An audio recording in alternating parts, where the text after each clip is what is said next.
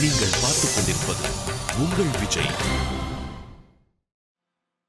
இந்த சந்தர்ப்பத்தை பயன்படுத்தி அந்த சித்ரா தேவி அவமானப்படுத்தணும்னு சீதாவை பிரெயின் வாஷ் பண்ணி தாளிச்ச மோர் செஞ்சு எல்லாருக்கும் கொடுத்துட்டேம்மா. அதுக்கு மேல என்னாச்சு? என்ன ஆச்சா? எல்லாரும் தாளிச்ச மோரை குடிச்சிட்டு என்ன புகழ்ந்து தள்ளிட்டாங்கம்மா. அப்பாடி. அம்மா, இன்னொரு விஷயம், அப்ப அந்த சித்ரா தேவி முகத்தை பார்க்கணுமே. இஞ்சி தின்ன குரங்க மாதிரி இருந்துச்சுமா. எவ்வளவு சந்தோஷமான விஷயத்த சொல்லிருக்க. உன் வாய்க்கு சக்கரை போடணும். அம்மா, என் வாய்க்கு சக்கரை போடணும்னு போன்ல போட்டுற போற? எறும்பு முய்க்க போகுது. இன்னொரு சந்தோஷமான விஷயம் இருக்குமா. சரி சொல்லு. நான் நல்லா பண்ணா பாத்திரம் கழுவுறேன்னு அந்த சித்ரா தேவி சவால் விட்டுருந்தால, அதே மாதிரி எல்லாரும் சாப்பிட்ட தட்டு கிளாஸ் எல்லாத்தையும் கழுவனாமா. நான் கிச்சனுக்கு போய் அவ வாஷ் பண்றத பார்த்து அப்படி சந்தோஷப்பட்டமா. ஐயோ பிரியா, இத கேட்டாலே எனக்கு ஆடணும் போல இருக்கே. அந்த கண்கொள்ளா காட்சியை என்னால நேர்ல பார்க்க முடியாம போச்சே. இப்ப நீ சொல்றது கனவா நினைவான்னு ஒண்ணுமே புரியல. நிஜமா? பரவாயில்ல பிரியா, இப்பதான் நீ என் மகன்னு ப்ரூவ் பண்ணிருக்க. ஆமா, உனக்கு அந்த சீதா உதவி பண்ண விஷயம் அந்த சித்ராதேவிக்கு தெரியுமா? அது என்னமோ தெரியலமா. ஆனா அந்த சீதா மட்டும், ஐயோ என்னால என் அத்தைக்கு அவமானம் ஆயிடுச்சு, இனிமே இந்த மாதிரி வேலையெல்லாம் பண்ண மாட்டேன்னு பெரிய யோகியச்சு மாதிரி சொல்றா. அது மட்டும் இல்லம்மா, அந்த விஷயத்த என் அத்தை கிட்டயும் போட்டு கொடுத்துட்டாமா. என் அத்தை என்ன பத்தி என்ன நினைச்சிட்டு இருக்காங்கன்னு தெரியல. இத பாரு, உன் அத்தைய சமாளிக்கிறது பெரிய விஷயமே இல்ல. உன் அத்தை அந்த சித்ரா மாதிரி ஆடலாம் மாட்டா. நீ என்ன சொன்னாலும் உன் அத்தை நம்பிடுவாங்க. இப்போ அந்த சித்ராவையும் சுமித்ராவையும் நம்ப வைக்கிற மாதிரி நீ இன்னொரு வேலை செய்யணும். அதுல இருந்து உன் அத்தைக்கும் உன் மேல நல்ல மரியாதை வரும். அந்த சித்ரா தேவியும் உன் விஷயத்துல இனிமே தலையிட மாட்டா. நான் சொல்றத நீ விவரமா கேட்டு செய், அது போதும். என்னம்மா? இப்ப நீ உன் அத்தை முன்னாடியும் சித்ரா தேவி முன்னாடியும் நீ இந்த வீட்டுக்கு மருமகளா வந்ததுக்காக ஒரு பூஜை பண்ணணும் சொல்லு. என்னது பூஜையா? ஏமா, தாளிச்ச மோர் செய்யறதுக்குள்ள அந்த சித்ரா தேவி கிட்ட நான் பட்ட பாடம், ஐயோ அதுவே போதும். பூஜை எல்லாம் எனக்கு எப்படிமா தெரியும்? ஐயோ பிரியா, நான் சொல்றத முழுசா கேளு. முதல்ல அவங்கள பூஜைக்கு ஒத்துக்கவே, அதுவும் இன்னைக்கே. என்னது இன்னைக்கேவா? இத பாரு, இன்னைக்கு நீ என்ன பண்ணணும்னா,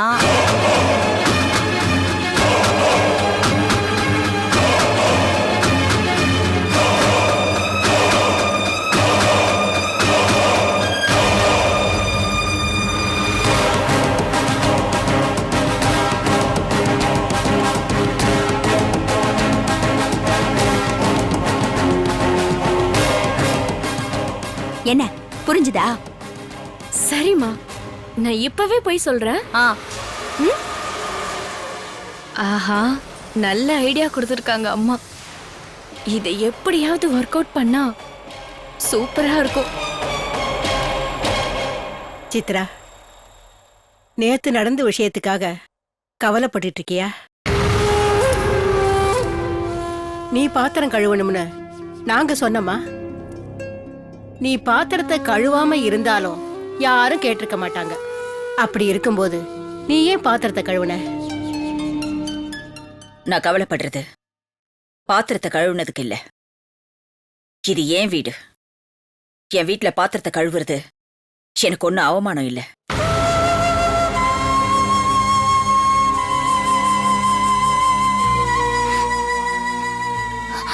அத்தை, நேத்து நான் பண்ண தப்புக்கு நீங்க பாத்திரம் கழுவுற அளவுக்கு ஆயிடுச்சு.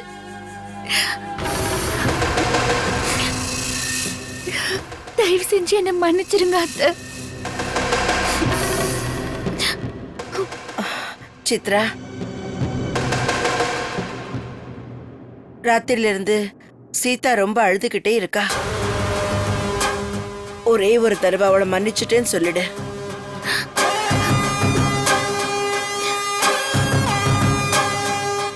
என்ன இருந்தாலும் சீதா உன் மருமக இல்லையா?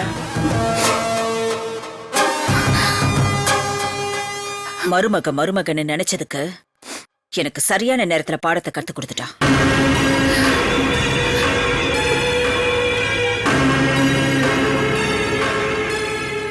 சித்ரா, சீதா மனசார எந்த தப்பும் பண்ண மாட்டா. நேத்து உன் சேலஞ்ச் விஷயம் தெரியாம சீதா அப்படி பண்ணிட்டா.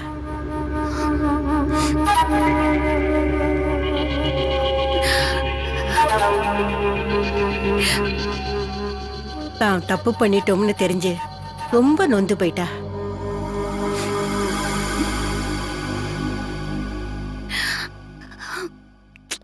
அவ கண்ணை பார்த்தாலே உனக்கு தெரியும் சீதா எந்த அளவுக்கு வருத்தப்படுறான்னு.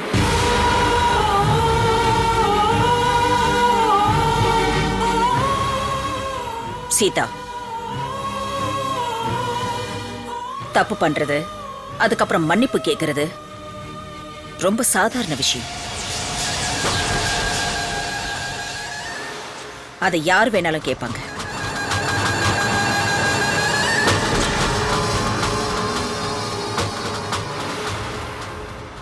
தப்பு நடக்காம பாத்துக்கிறது கஷ்டமான வேலை ஒண்ணும் கிடையாது.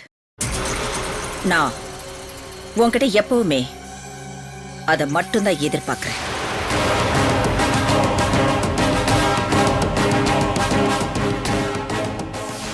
அதுக்காகத்தான் திட்டுறது, கண்டிக்கிறது. அதை தவிர எனக்கு உன் மேல எந்த கோவமும் இல்லை.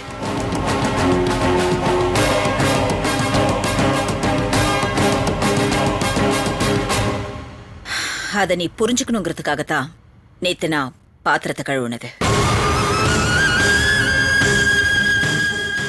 அதுக்காக மறுபடியும் மறுபடியும் நீ செய்யற தப்ப நான் மன்னிப்பேன்னு நினைக்காத.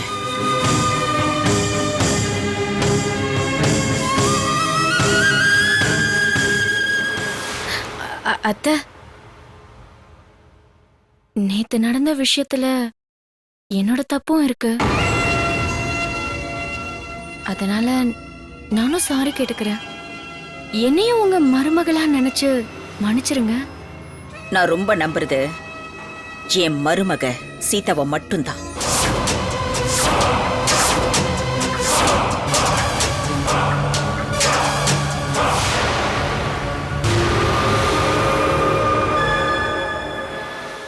தயவு செஞ்சு இந்த ஒரு தடவை என்ன மன்னிச்சிருங்க அத்தை.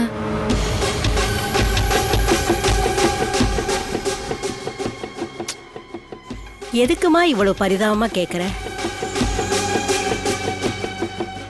சித்ராவுக்கு அன்பு, பாசம், கருணை எல்லாம் இருக்கு. சித்ரா, மன்னிச்சிட்டேன்னு சொல்லு. பிரியா, இது வெறும் வார்த்தையில மட்டும் இருக்கக்கூடாது. ஐயோ இல்ல அத்தை, அப்படிலாம் இருக்காது. நேத்து ராத்திரி கடவுள் என் கனவுல வந்து நீ தப்பு பண்ணிருக்க, போய் உன் அத்தை கிட்ட மன்னிப்பு கேளுன்னு சொல்லுச்சு. அதான் நான் செஞ்சது தப்புன்னு உங்ககிட்ட மன்னிப்பு கேட்கலான்னு வந்தேன்.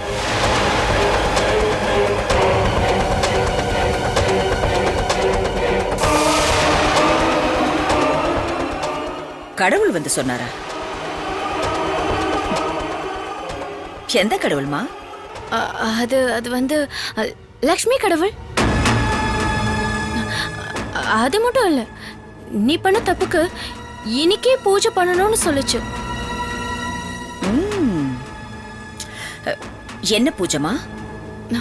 அது அந்த ஆம், அதான் லக்ஷ்மி பூஜை அத்தை. ஓஹோ, பூஜை பண்ணணும்னு லக்ஷ்மி சாமியே வந்து சொல்லுச்சா?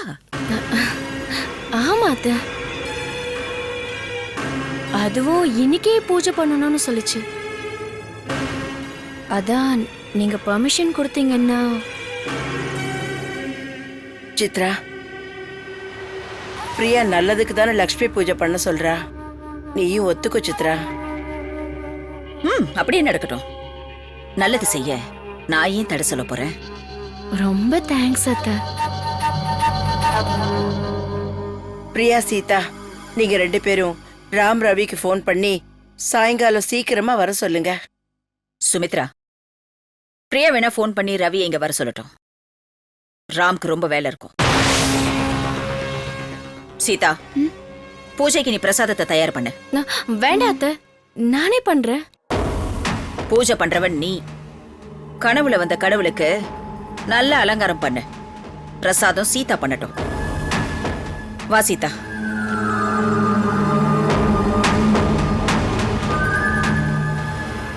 சீதா, வா என் கூட.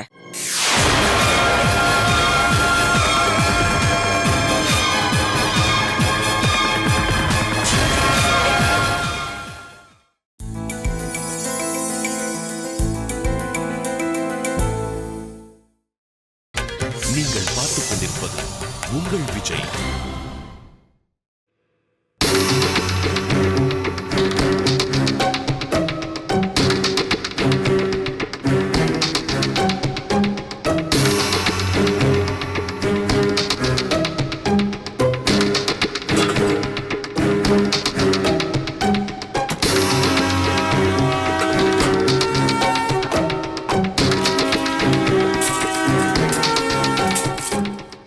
இந்த கொண்டக்கடலைய எப்படி செய்யணும்னு சொல்லித்தரேன். அதே மாதிரி செய். இதா டேப்ல தண்ணி பிடிச்சிட்டு வா.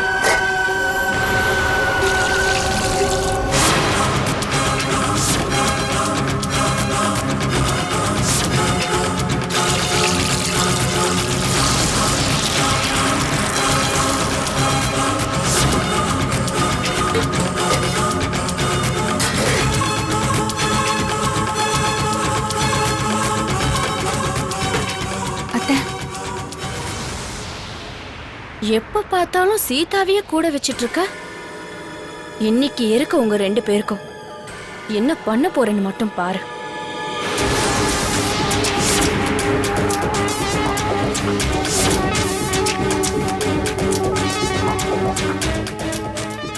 சீதா, இவ திடீர்னு பூஜை பண்ணணும்னு சொல்லிட்டா. கொண்டக்கடலையும் ஊற போடாம பண்ணிட்டோம். ஒண்ணு பண்ணு, நல்லா அலசிட்டு அதை எடுத்து குக்கர்ல போட்டு ஒரு 10 விசில் விடு. விட்டுட்டு அதை தாளிச்சிட்டு பிரசாதமா எடுத்துட்டு வா. புரிஞ்சுதா? சரிங்க அத்தை. சீதா, ஏய், இவ வேலை பார்த்துட்டு இருக்கான்னு உனக்கு தெரியலையா? நீயும் வேலை பார்க்க மாட்ட, பாக்குறவங்களையும் விட மாட்ட. இல்ல, சீதா மூலமா எனக்கு ஒரு வேலை நடக்க வேண்டி இருந்துச்சு. என்ன வேலை நடக்க வேண்டியதா இருந்துச்சு? அது வந்து எனக்கு ஜூஸ் வேணும். அதான் சீதா கிட்ட கேட்கலான்னு வந்தேன். ஜூஸா? ஃப்ரிட்ஜ்ல இருக்கு. அதை எடுக்கிறதுக்கு உனக்கு இவளோட தயவு தேவையா? அவ்வளவு சோம்பேறித்தனமா? இதே வேலையா போச்சு. வா, போய் வெளியில இருக்கிற ஃப்ரிட்ஜ்ல இருக்கு பாரு, எடுத்து குடி. போன்னு சொல்றல.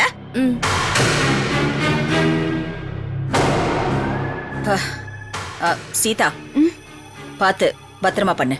புரிஞ்சுதா? சரிங்க.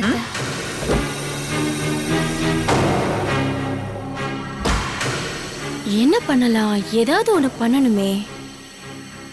ஜூஸ் அவங்க மேல கொட்டும் போது கிளாஸ் உடைஞ்சு என் கால்ல குத்திருச்சுன்னா, ஐயோ, நம்ம பாதுகாப்பு ரொம்ப முக்கியம்.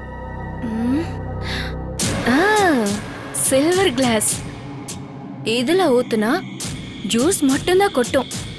நமக்கு ஒன்றும் பிரச்சனை இருக்காது. ஐயோ பிரியா, உனக்கு கூட அறிவு இருக்குடி.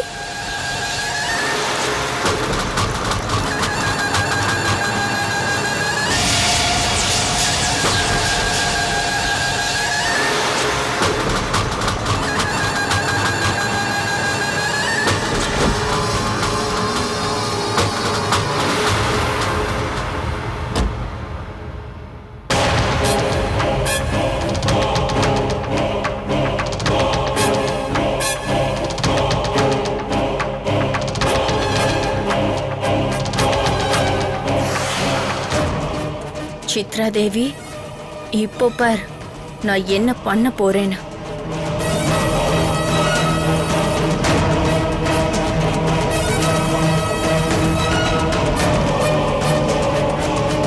ஏய், ஐயோ! என்னது இது? ஆ? ஒரு வேலையை கரெக்டா பண்ண மாட்டேன் நீ. ச்சே! ஐயோ அத்தா, ஐயோ தொடாத என்ன, கையெடு. நீ தெரியாம பண்ணியா இல்ல தெரிஞ்சு பண்ணியாடுதான் எனக்கு புரிய மாட்டேங்குது. துணி எடுத்துட்டு வந்து இதோ கொட்டி இருக்கல ஜூஸ எல்லாத்தையும் தொட போன்னு சொல்றேன்ல.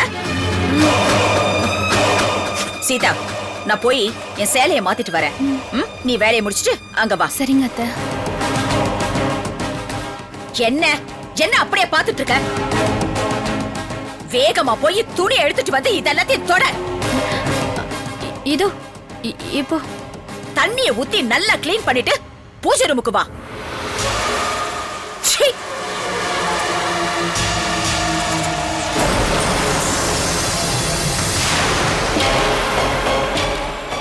சீதா, ஆ இது வரேன் அத்தை. பொடி போ. உன்னை கொஞ்சிக்கிட்டு இருக்க உன் அத்தை என்ன கதி ஆக போறாங்கன்னு பாரு.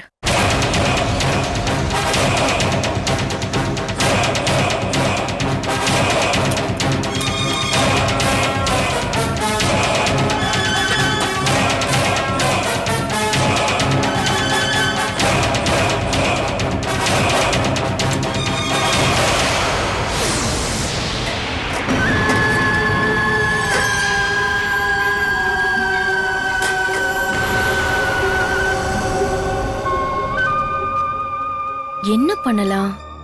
எதுலயாவது கொட்டி டிஸ்போஸ் பண்ணணுமே.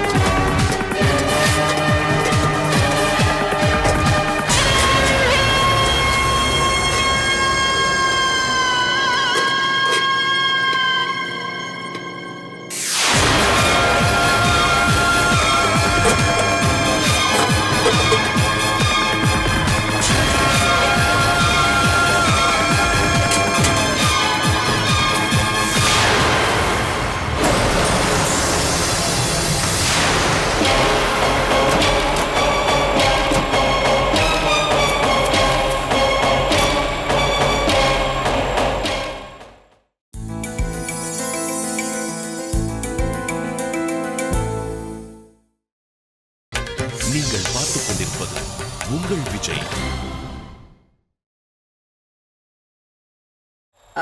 சீதா, கொண்டக்கடலை வேகறதுக்கு கொஞ்சம் நேரம் ஆகும்.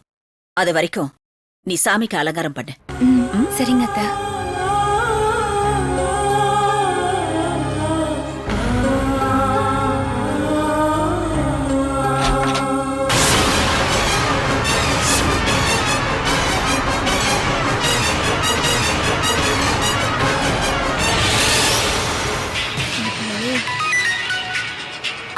சொல்லு பிரியா. அம்மா, ஆ நீ சொன்ன மாதிரியே பண்ணிருக்கேன். ஓ ஆனா நீ ஏன் அப்படி பண்ண சொன்னன்னு மட்டும் எனக்கு தெரியல. லூசு.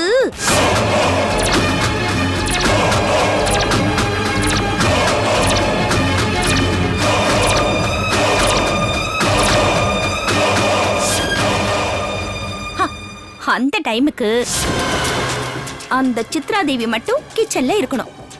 அத நீ பாத்துக்கோ. ஐயோ என்னமா சொல்ற? குக்கர் வெடிக்கிறது சாதாரண விஷயமா? அப்படி ஆயிட்டா இந்த வீட்ல இருக்கிறவங்க என்ன சும்மா விடுவாங்களா? ஏய், நீ என் பேச்ச கேளு. நம்ம பிளான் படி கேஸ் ஸ்டவ் மேல குக்கரை வச்சது அந்த சீதா. அப்படி இருக்கும்போது குக்கர் வெடிச்சு அந்த சித்ரா தேவிக்கு ஏதாவது ஆச்சுன்னா மாட்டிக்க போறது யாரு? அந்த சீதா தானே.